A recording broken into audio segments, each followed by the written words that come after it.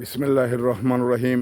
সংগ্রামী সকল ফেসবুক ভাই বোন বন্ধু, বাংলাদেশের বাইরে এই ভিডিওটি যারা দেখবেন, আমার পক্ষ থেকে জানাই সংগ্রামী সালাম। আসসালামু আলাইকুম।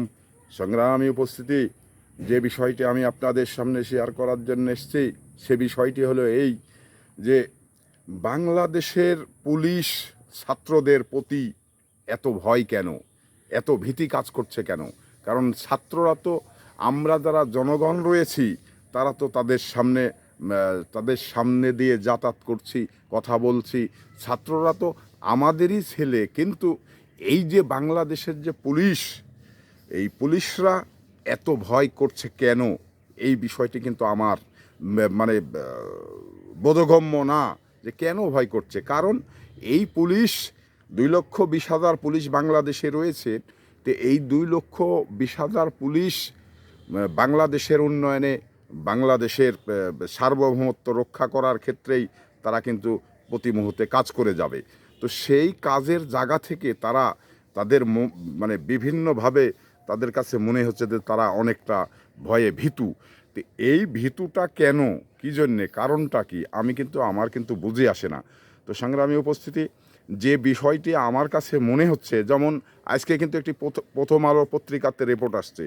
রিপোর্টটা হলো এই যে বাংলাদেশের পুলিশ একটা জিপ গাড়ি এবং গুলি সহ ফেলে পালিয়েছে। সন্দেহে ডাকাত আসছে বলে তারা কিন্তু পুলিশরা পালিয়েছেন। তো এই যে অবস্থা, বাংলাদেশ আজ থেকে 1 মাস, একদিন আগেও যে পুলিশের মনোবল এত চাঙ্গা ছিল, আর সেই পুলিশ আজকে 1 মাস একদিন পরে সেই পুলিশগুলো একেবারে ভয়ে ভীতু হয়ে গেল। বিষয়টা কিন্তু আমার বুঝে আসে না কেন হলো এবং কারণটা কি। তো সেই কারণটা আমি যতটুকু মনে হয়, সে কারণটা তাদের যে একটি কমান্ড করার একজন পুলিশের মহাপরিচালক এবং সহকারী পরিচালক যারা রয়েছেন, তাদের মনোবলটা এবং দুর্নীতি করার কারণেই তাদের মনোবলটা ভেঙে গেছে, যা তারা আসলে বিতর্কিত। তো তারা যখন বিতর্কিত, সেই ক্ষেত্রে নিচের কর্মচারীর মন ভেঙে যাওয়া স্বাভাবিক, এটাই বাস্তবতা। তো সেই জায়গা থেকেই আসলে এরা এই ধরনের একটি ভীতি এদের ভিতরে কাজ করছে। না হলে কিন্তু প্রথম আলো পত্রিকা একটি প্রভাবশালী পত্রিকা, সেই পত্রিকাতে পুলিশের মানে দুর্বলতার কথা লেখা হয়েছে, তাহলে কিন্তু পুলিশ সত্যিই এই ধরনের কাজ, বা তারা ছাত্রদের দেখে এবং বাংলাদেশের মানুষকে দেখে তারা কিন্তু আতঙ্কিত।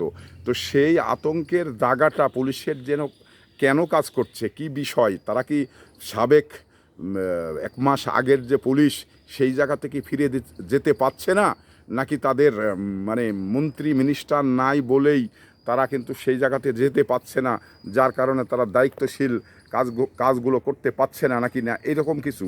তো আমার তো মনে বলে যে এই ধরনের যে ভীতি ভীতি ভীতি কাজ করছে, সেই ভীতি কাজ করার পিছনে যে তাদের যে কমান্ড, তাদের যে পরিচালক এবং সহকারী পরিচালক যারা রয়েছেন, তারা কি আসলেই তাদের নিরাপত্তা দিতে ব্যর্থ, নাকি তাদের অন্যান্য কাজগুলো করতে তারা স্বাভাবিক কাজগুলো করতে তারা ব্যর্থ হচ্ছেন।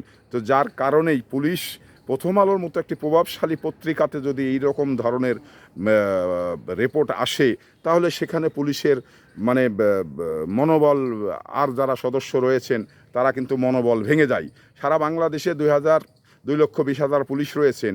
এই 2,20,000 পুলিশ কিন্তু বিভিন্নভাবে এই প্রধান দ্বারা 1 মাস আগে যে প্রভাবিত হয়েছে, সেই প্রভাবিত না হওয়ার কারণেই কি তাদের ভয়ভীতি কাজ করছে, না কি বিষয়। তো এটা সার্বিক বিষয়গুলো আমাদের আসলে বিবেচনায় নিতে হবে।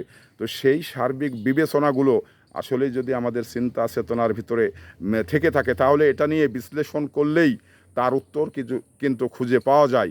তো সেই জায়গা থেকে আমরা যে বিষয়টা নিয়ে কাজ করতে চাচ্ছি, পুলিশ নিয়ে যে দুর্বলতার বহিঃপ্রকাশ ঘটছে, পুলিশকে আসলেই শক্তিশালী করতে হবে। পুলিশের যে সমস্যাটা, ইদানিং যে সমস্যাটা, সেই সমস্যাটা কি? সেই সমস্যাটা আমরা যতটুকু জানি যে একটি সরকারের স্পেশাল বাহিনী হিসাবে তারা কাজ করছিল, যার কারণে এই সরকার পালিয়ে যাওয়ার পরেই পুলিশের মনোবল ভেঙে গেছে। কারণ পুলিশ মনে করছে হয়তো বা আমার কোনো দোষ হতে পারে, যার কারণেই এই সমস্ত বিষয়গুলো নিয়ে তারা ভীতি কাজ করতেছে। সংগ্রামী উপস্থিতি, পুলিশ সরকার যেই থাকুক এটা বড় কথা নয়, কিন্তু পুলিশ এই সার্বভৌমত্ব রক্ষা করার, বাংলাদেশের কথা অক্ষরে অক্ষরে বাংলাদেশকে মূল্যায়ন করে, বাংলাদেশকে ঊর্ধ্বে রেখে, রাজনৈতিক দলগুলোর ঊর্ধ্বে রেখেই কারণ বাংলাদেশ পরিচালিত করতে হবে পুলিশকে। কারণ পুলিশ এটি শান্তিরক্ষা বাহিনী, পুলিশ জনগণের বন্ধু, সেই বন্ধু আর সুলভ আচরণ করেই পুলিশকে চলতে হবে। তো সংগ্রামী উপস্থিতি, এই আশা ব্যক্ত করেই আপনাদের সুস্বাস্থ্য কামনা করেই বিদায় নিচ্ছি। আসসালামু আলাইকুম ওয়া রাহমাতুল্লাহ।